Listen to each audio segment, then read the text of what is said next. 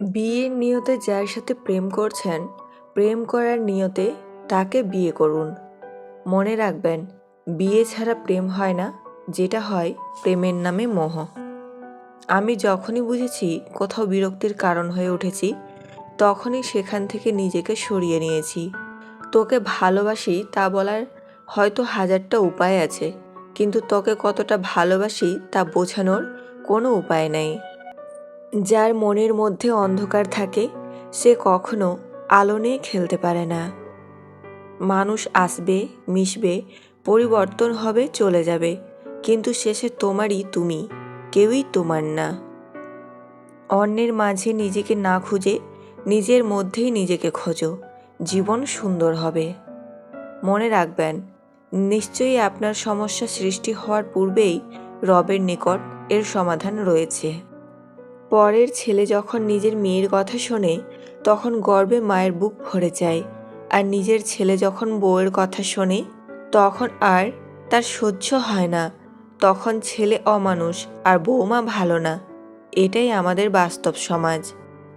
কাউকে মনে পড়ছে, ফোন করো। কাউকে দেখতে ইচ্ছে করছে, জানাও। ভালোবাসো কাউকে, বলে দাও।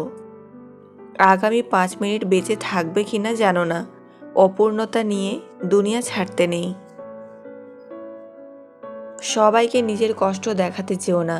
মনে রেখো, মলম সবার ঘরে থাকে না, কিন্তু লবণ সবার ঘরে থাকে। একদিন টুপ করে মরে যাব, টিপ টিপ বৃষ্টিতে আমার কবরটা ভিজে যাবে। ছাতা ধরার মানুষ থাকবে না। আহারে জীবন।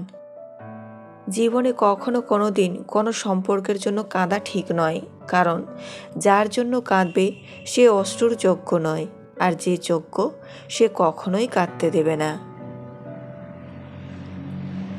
অতৃপ্ত পৃথিবীতে আজ যত আয়োজন, অর্ধেক তার মিছে মায়া, বাকি অর্ধেক প্রয়োজন। লোকে কি বলল, এই ব্যাপারটাকে এড়িয়ে চলুন।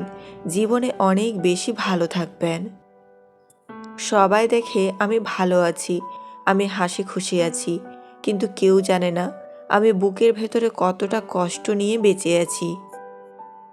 একটি নারী পারে ছলনার দ্বারা কোনো পুরুষকে ধ্বংস করতে, আবার নারীই পারে ভালোবাসার দ্বারা পুরুষকে গড়ে তুলতে।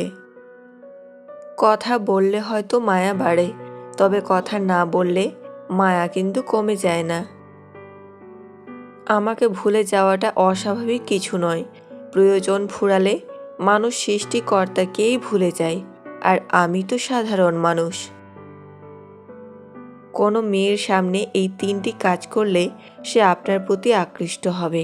নাম্বার 1, তার সাথে কথা বলার সময় যে কোনোভাবেই হোক তাকে হাসানো।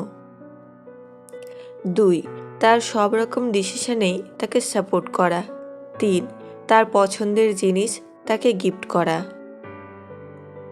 মায়ের সাথে উচ্চস্বরে কথা বলো না, কেননা মা তোমাকে কথা বলতে শিখিয়েছেন।